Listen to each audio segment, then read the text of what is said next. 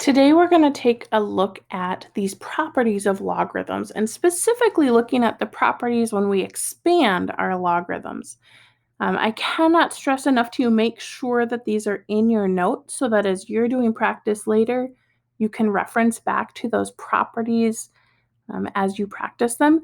I have them written here on the top of our page here in Jamboard. If you're using the student note sheet, they will be on there as well, but make sure that you do have them to look at. So we're going to look at some kind of basic logarithms with these properties, one for each of these properties. You'll find some of these on your notes sheet as well. And then I'm going to go through some that are kind of a little bit more complicated, have more steps to them. Okay, so let's start. I think with what is example number 1 there in your student note sheet. And that example says the log of xy. And notice that as we expand that, because it is multiplication, as shown right here in this property, it's going to expand into the addition of those two logs. So this will become log of x plus the log of y. Now, we could also look at this property with an example that has numbers in it. So if we had 5 times 3, it would expand to be the log of 5 plus the log of 3. Okay, so that's kind of how this multiplication property goes. Now let's take a look at another one. This property here says the log of a divided by b. As we expand that, it becomes subtraction. So that example there on your notes is actually matches right up with our properties, where we would take the log of a divided by b and expand it to be the log of a minus the log of b. If we had numbers that may look like something, if we had the log of 1/3, we could expand that to be the log of 1 minus the log of 3.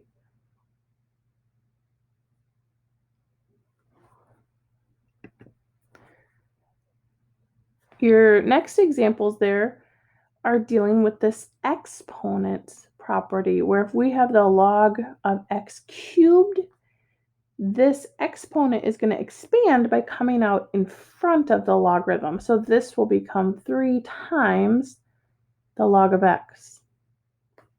Or if we had the log of x squared, for example, we would expand it to be 2 times the log of x. We could have numbers in there. Maybe we had something like the log of 9. You'll notice right now it doesn't have an exponent, but 9 is actually a square number. So we have to take that into account as we expand this, and it would become 2 times the log of 3. Or if we had the log of 125, right now it doesn't have an exponent on it, but the log of 125 is actually, we can write 125 as 5 cubed, and so as we expand it, it's going to become 3 times the log of 5. So that's how those 3 properties work.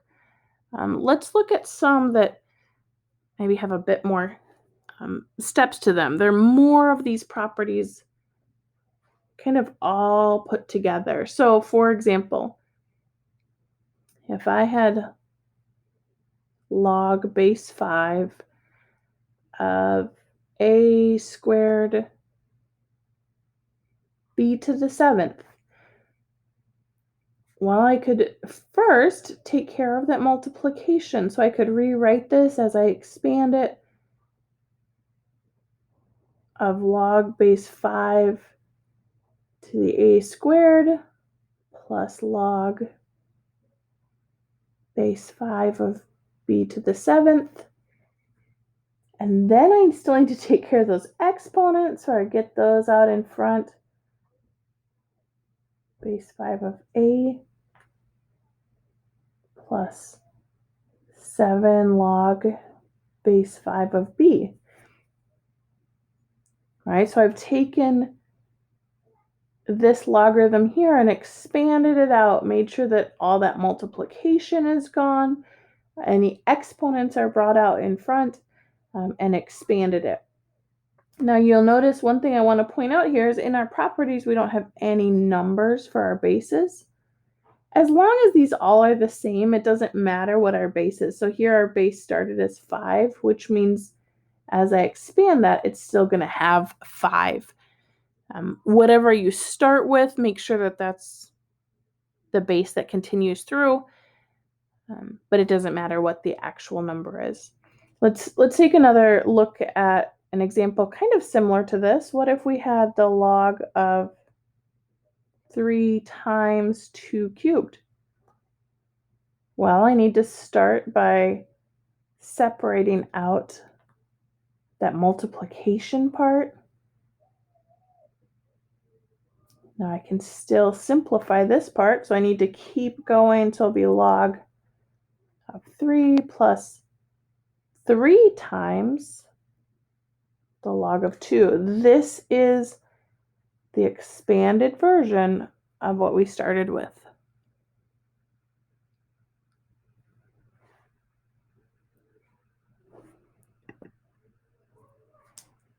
Okay, let's look at some more. What if we had something like log of x divided by y to the 6th? Well, I should start by getting apart that division. So this become log of x minus log of y to the 6th. I cannot, at the end, have it all expanded and still have an exponent there. So I need to take care of that exponent. The exponent will come out in front. And now this is the expanded version of what we started with here.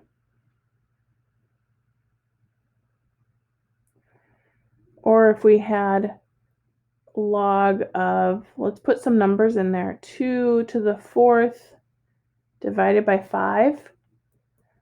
I might take one step and just get that division out of there, put in some subtraction. Then I still need to deal with this exponent, right? Bring it out in front, log of 2 minus log of 5.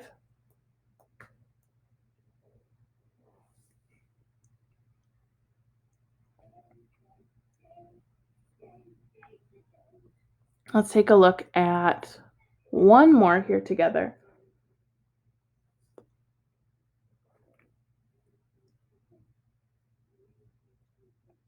We have log of 25 divided by 3.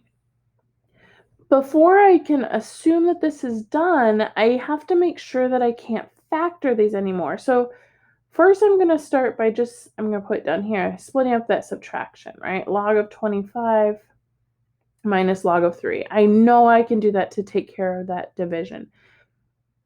Now these numbers in here, notice that I said earlier that it's not factored unless that exponent is out in front. I need to make sure that I have any factors out of this. So 25 could be rewritten as 5 squared. Right? 3 is a prime number, so I can't factor that anymore. So I need to bring that 2 out in front, log of 5 minus log of 3. As you get the hang of these properties, it's these type of numbers that you have to be really careful about, because we have to make sure that all of those multiples, all of those factors get taken out. 5 is a prime number. I can't split it apart anymore, but I want you to consider a couple of things as we finish up here. If I, for example, had the log of, let's say, 21 over 3. Now, the first thing you might notice is that I need to split this apart from that division, right? Now, 3 is a prime number. We know we can't change that anymore. I actually want this to be 24. So then I'm going to take my 24 and I need to split it into kind of all those factors. Some of you may have used factor trees in the past. Some of you might be able to look at the number 24 and kind of split it apart, right? But we want it into its simplest factor. So 2 times 12 is 24. Now, I like to circle the 2 because I know I'm at kind of the end of that branch. I can't factor it anymore. And what you want to do is you want to get it down into all of its prime numbers, because now what's going to happen is I could rewrite 24 to actually be 3 times 2 cubed. Well, look at when I rewrite it like that, it actually has to expand more, right? So it'll be the log of 3 plus 3 times the log of 2 minus the log of 3. Here, I know that I'm done because these are all prime numbers. But until you get to those prime numbers, be careful. Watch what your numbers are. You have a couple of examples to work through in the Pear Deck, and then we're going to keep practicing this. Just make sure that you're paying careful attention and having these 3 properties written down in front of you.